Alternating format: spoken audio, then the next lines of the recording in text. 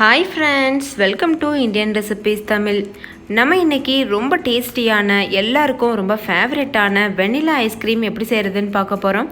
நல்ல க்ரீமியாக நல்ல சாஃப்டாக கடைகளில் கிடைக்கக்கூடிய அளவுக்கு அதே டேஸ்ட்டில் நம்ம பண்ண போகிறோம்.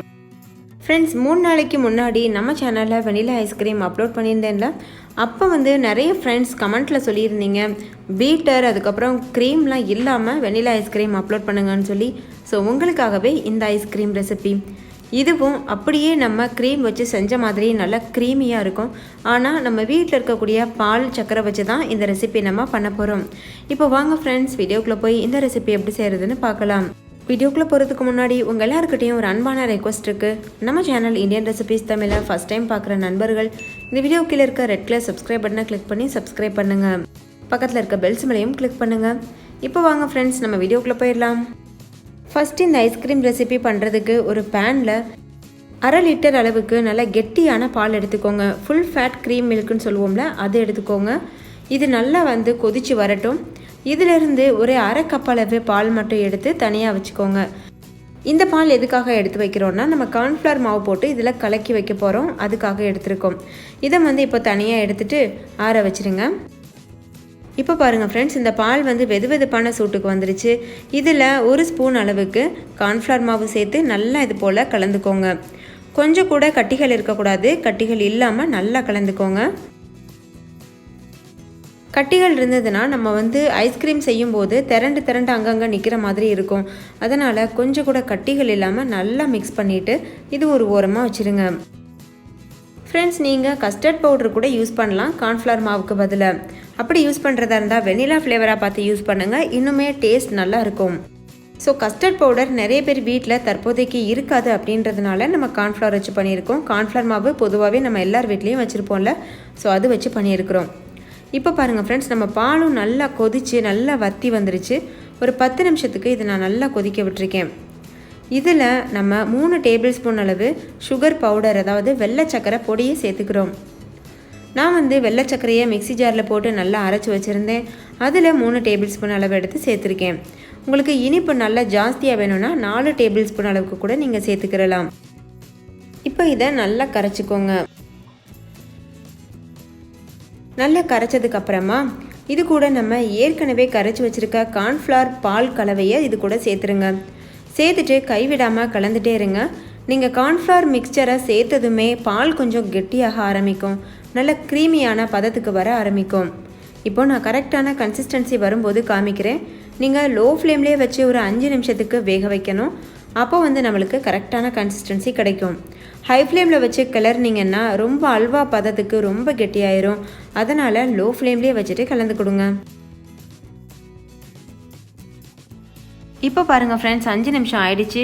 நல்ல க்ரீமியான கன்சிஸ்டன்சிக்கு வந்துருச்சு. இந்த டைமில் ஸ்டவ் ஆஃப் பண்ணிவிட்டு நல்லா ஆற விட்டுருங்க. இப்போ பாருங்கள் ஃப்ரெண்ட்ஸ், நல்லா ஆறிடுச்சு. முழுமையாக ஆறிடணும். முழுமையாக ஆறாமல் சூடாக இருந்ததுன்னா மிக்சி ஜாரில் போட்டு அரைக்கும் போது ரொம்ப கஷ்டமாக இருக்கும். இப்போ இது கூட வெனிலா எக்ஸ்ட்ராக்ட் சேர்த்துக்கிறலாம். உங்கள்கிட்ட வெனிலா எசன்ஸ் இருந்ததுன்னா நீங்கள் அது கூட சேர்த்துக்கிறலாம். 1 டீஸ்பூன் அளவு சேர்த்துக்கோங்க. சேர்த்துட்டு நல்லா மிக்ஸ் பண்ணிக்கோங்க. அவ்வளோதான் ஃப்ரெண்ட்ஸ், இது போல் நல்லா கலந்துட்டு இதை ஒரு மிக்சி ஜாரில் சேர்த்துக்கோங்க. சேர்த்துட்டு நல்லா அரைச்சிட்டு வந்துடணும். நீங்கள் எந்த அளவுக்கு நல்லா அரைக்கிறீங்களோ அவ்வளோத்துக்கு நம்மளுடைய ஐஸ்கிரீம் நல்லா க்ரீமியாக சூப்பராக இருக்கும். நல்லா அரைச்சதுக்கப்புறமா ஒரு கண்டெய்னரில் சேர்த்துருங்க. நான் ஒரு பவுலில் சேர்க்குறேன், அதனால் மூடி போட்டு மூடாமல் ஒரு ஃபுட் ரேப்பர் வச்சு ரேப் பண்ணி வைக்கிறேன். நீங்கள் ஏர்டைட்டான கண்டெய்னர் வச்சுருந்தீங்கன்னா அதில் கூட நீங்கள் மூடி போட்டு மூடி வைக்கலாம். இப்போ இதை ஃப்ரிட்ஜில் கொஞ்ச நேரம் இது கெட்டியாகிறது வரைக்கும் வச்சுக்கிறலாம். இது ரொம்ப கெட்டியாகணும்னு அவசியம் கிடையாது. ஒரு 5 மணி நேரம் மட்டும் வச்சு எடுத்திங்கன்னா போதும். இப்போ 5 மணி நேரத்துக்கு அப்புறமா பார்த்தீங்கன்னா இந்த மாதிரி இருக்கும், ஓரளவு கெட்டியாக இருக்கும்.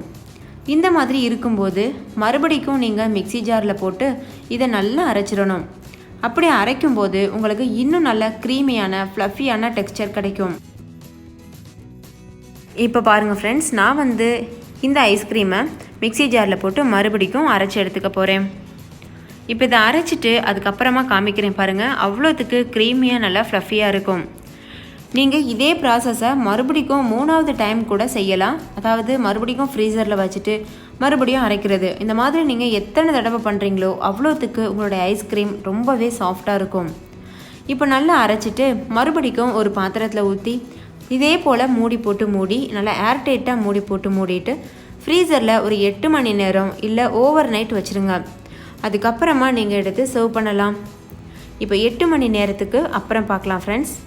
இப்போ பாருங்கள் 8 மணி நேரம் ஆயிடுச்சு. எவ்வளோ க்ரீமியாக எவ்வளோ சூப்பரான டெக்ஸ்சரில் இருக்குது பார்த்தீங்கல்ல. ரொம்ப சாஃப்டாக கடைகளில் கிடைக்கக்கூடிய அளவுக்கு ரொம்பவே அட்டகாசமாக இருக்கும். ஃப்ரெண்ட்ஸ், நம்ம இதில் க்ரீம் எதுவுமே யூஸ் பண்ணலை. ஆனால் பாருங்கள் எவ்வளோ சாஃப்டாக க்ரீமியாக இருக்குது. ஸோ நீங்களும் கண்டிப்பாக ட்ரை பண்ணுங்கள். கடைசியாக கொஞ்சம் போல் டூட்டி ஃப்ரூட்டி வச்சு நான் அலங்காரம் பண்ணியிருக்கேன். இது பார்க்குறதுக்கு கொஞ்சம் நல்லா அட்ராக்டிவாக இருக்கும். அதுக்காக இது நீங்கள் உங்கள் வீட்டில் டூட்டி ஃப்ரூட்டி இல்லைன்னா நீங்கள் நட்ஸ் ஏதாவது போட்டு கூட அலங்காரம் பண்ணலாம், இல்லை அப்படியே கூட விட்டுறலாம். ஓகே ஃப்ரெண்ட்ஸ், இந்த வீடியோ உங்கள் எல்லாருக்கும் ரொம்ப பிடிச்சிருக்குன்னு நம்புகிறேன். பிடிச்சிருந்தால் லைக் பண்ணுங்கள், உங்கள் ஃப்ரெண்ட்ஸ் கூட நிறைய ஷேர் பண்ணுங்கள். நம்ம சேனல் இந்தியன் ரெசிபீஸ் தமிழை சப்ஸ்கிரைப் செய்யாத நண்பர்கள் இந்த வீடியோவுக்கு கீழே இருக்க ரெட்டில் சப்ஸ்கிரைப் பட்டனை கிளிக் பண்ணி சப்ஸ்கிரைப் பண்ணுங்கள்.